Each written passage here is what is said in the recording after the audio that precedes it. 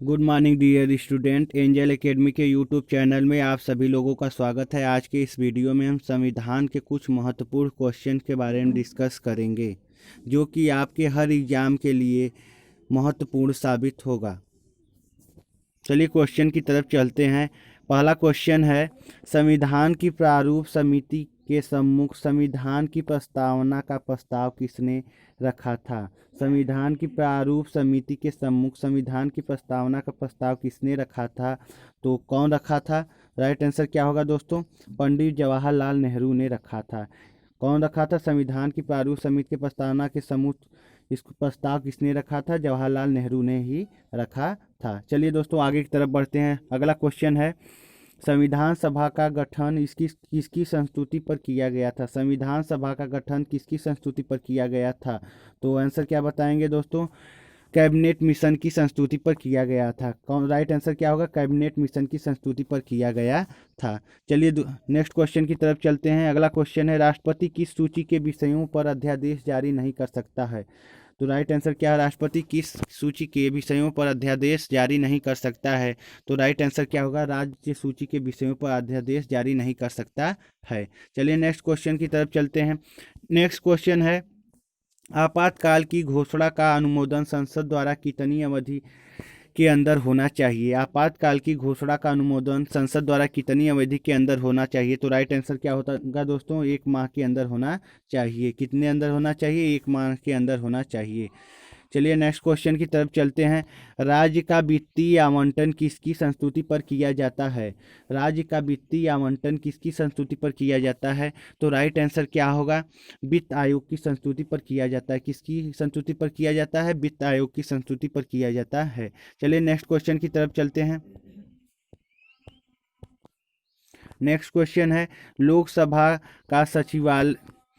लोकसभा का सचिवालय किसके प्रत्यक्ष पर्यवेक्षक एवं नियंत्रक में कार्य करता है? लोकसभा का सचिवालय है जो किसके प्रत्यक्ष पर्यवेक्षक और नियंत्रक में कार्य करता है? तो राइट आंसर होगा लोकसभा अध्यक्ष के नियंत्रक में कार्य करता है। किसके नियंत्रक में कार्य करता है? लोकसभा अध्यक्ष के नियंत्रक में कार्य करता है। चलिए दोस्तों नेक्स्ट क्वेश्चन की तरफ चलते हैं। नेक्स्ट क्वेश्चन है, भारतीय संविधान का सबसे बड़ा एकाकी स्रोत क्या है? भारतीय संविधान का सबसे बड़ा एकाकी स्रोत क्या है? बताइए क्या होगा? गवर्नमेंट ऑफ इंडिया एक्ट 1935 क्या है? भारतीय संविधान का सबसे बड़ा एकाकी स्रोत है। क्या है? अगर आगे आपके क्वेश्चन में भारतीय संविधान का सबसे बड़ा एकाकी स्रोत क्या है तो हम बताएंगे गवर्नमेंट ऑफ इंडिया एक्ट 1935। चलिए नेक्स्ट क्वेश्चन की तरफ चलते हैं। अगला क्वेश्चन है, संविधान के मूल ढांचे को संशोधित नहीं किया जा सकता है। सर्वोच्च न्यायालय ने यह व्यवस्था किस वाद में दी थी? मतलब क्या है करा है कि संविधान के मूल ढांचे को संशोधित नहीं किया जा सकता है। सर्वोच्च न्यायालय ने यह व्यवस्था किस वाद में दी थी? तो बताइए दोस्तों राइट आंसर क्या होगा? केशवानंद भारती वाद में कहा गया था। किसमें कहा गया था? केशवानंद भारती वाद में कहा गया था। चलिए आगे की तरफ चलते हैं दोस्तों। अगला क्वेश्चन है, भारत में राजनीतिक दलों को कौन मान्यता देता है? भारत में राजनीतिक दलों को कौन मान्यता देता है? तो राइट आंसर क्या होगा दोस्तों? निर्वाचन आयोग देता है। भारत में राजनीतिक दलों को कौन मान्यता देता है? निर्वाचन आयोग मान्यता देता है। चलिए नेक्स्ट क्वेश्चन की तरफ चलते हैं। अगला क्वेश्चन है, संविधान द्वारा प्रदान किए गए मौलिक अधिकारों में संशोधन करने का अधिकार किसको है? संविधान द्वारा प्रदान किए गए मौलिक अधिकारों में संशोधन करने का अधिकार किसको है? संसद को होता है। मौलिक अधिकारों में संशोधन करने का अधिकार किसको है? संसद को होता है। चलिए नेक्स्ट क्वेश्चन की तरफ चलते हैं दोस्तों। नेक्स्ट क्वेश्चन है, राज्य के नीति निर्देशक सिद्धांत का उद्देश्य है? राज्य के नीति निर्देशक सिद्धांत क्या उद्देश्य है? इसका राइट आंसर क्या होगा? संविधान को सामाजिक परिवर्तन का उपकरण बनाना क्या होता है? नीति निर्देशक सिद्धांत का मुख्य उद्देश्य होता है। जो संविधान को सामाजिक परिवर्तन का उपकरण बनाना ही राज्य के नीति निर्देशक सिद्धांत का मुख्य उद्देश्य है। चलिए नेक्स्ट क्वेश्चन की तरफ चलते हैं दोस्तों। नेक्स्ट क्वेश्चन है, राष्ट्रपति पद के लिए प्रत्याशी का प्रस्ताव निर्वाचक मंडल के कितने सदस्यों द्वारा किया जाना चाहिए? राष्ट्रपति पद के लिए प्रत्याशी का प्रस्ताव निर्वाचन मंडल में कितने सदस्यों द्वारा किया जाना चाहिए? कितने सदस्यों द्वारा? 50 सदस्यों द्वारा किया जाना चाहिए। निर्वाचन मंडल में 50 सदस्यों द्वारा किया जाना चाहिए। चलिए दोस्तों नेक्स्ट क्वेश्चन की तरफ चलते हैं।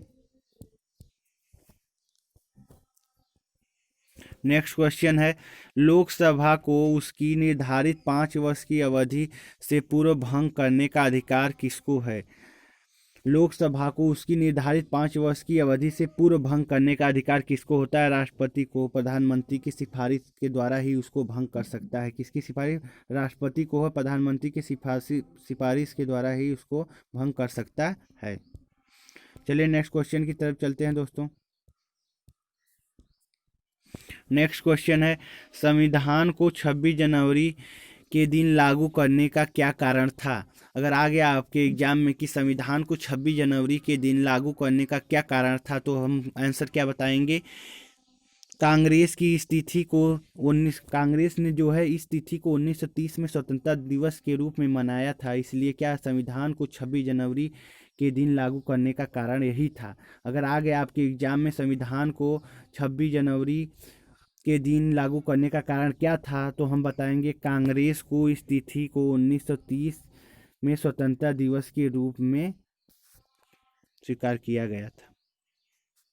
चलिए नेक्स्ट क्वेश्चन की तरफ चलते हैं।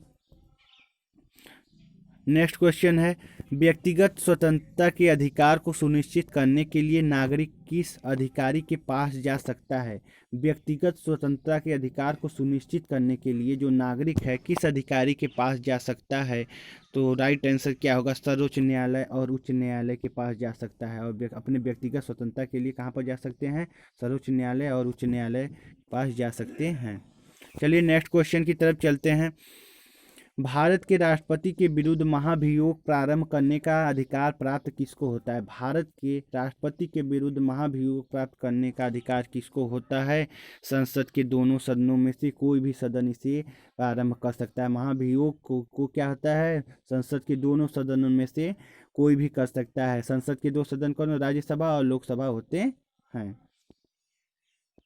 चलिए दोस्तों नेक्स्ट क्वेश्चन की तरफ चलते हैं। अगला क्वेश्चन है, किस विधेयक पर राष्ट्रपति को अनिवार्य रूप से हस्ताक्षर करने पड़ते हैं और वह उसे पुनर्विचार के लिए वापस नहीं भेज सकता है? इसमें क्वेश्चन हमें क्या कर रहा है, किस विधेयक पर राष्ट्रपति को अनिवार्य रूप से हस्ताक्षर करने पड़ते हैं और वह उसे पुनर्विचार के लिए वापस नहीं भेज सकता है? तो इसका आंसर क्या होगा? वित्त विधेयक।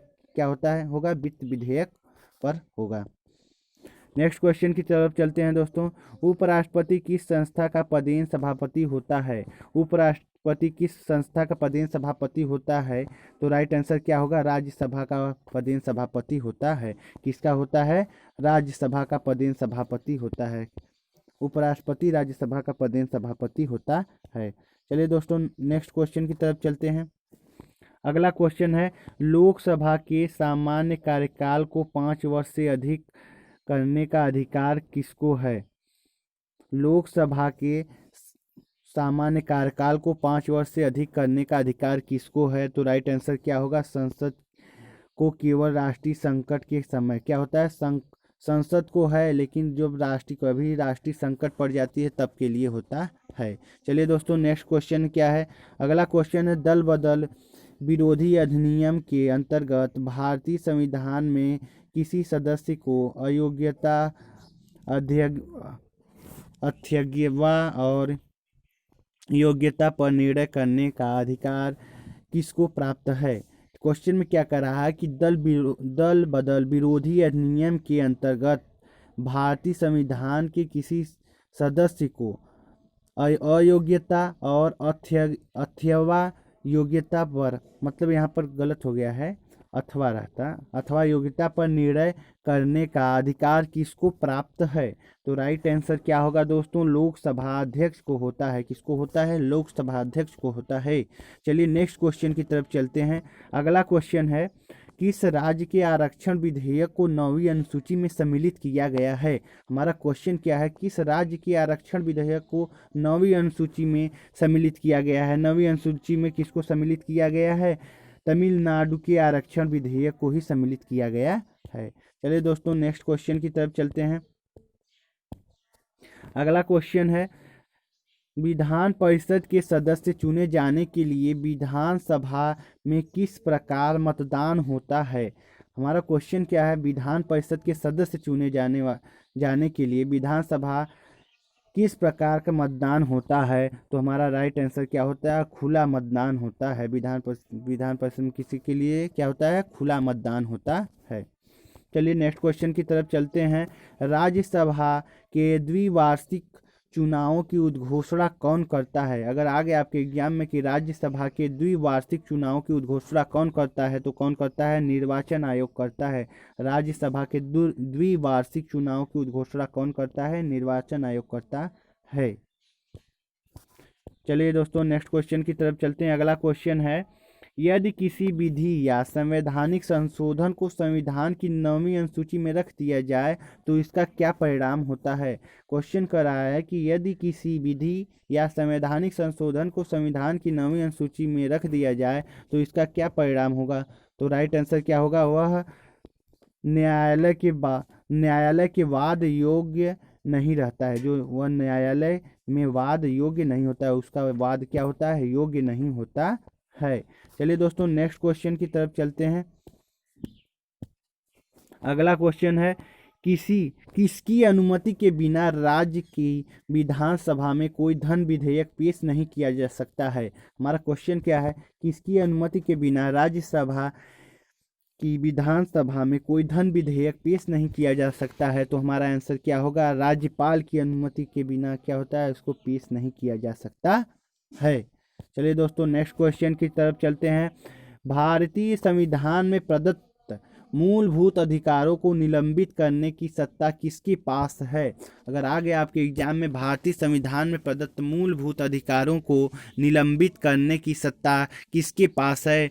तो हम राइट आंसर क्या बताएंगे? राष्ट्रपति के पास है। किसके पास है? राष्ट्रपति के पास है। राष्ट्रपति के पास है। चलिए नेक्स्ट क्वेश्चन की तरफ चलते हैं। राज्यों की सूची के किसी विषय पर संसद कितनी अवधि के लिए कानून बना सकती है? हमारा अगर आ गया आपके एग्जाम में राज्यों की सूची के किसी विषय पर संसद कितनी अवधि के लिए कानून बना सकता है? तो इसका आंसर क्या होगा? 1 वर्ष की अवधि में क्या होता है? बना सकता है। चलिए दोस्तों नेक्स्ट क्वेश्चन की तरफ चलते हैं।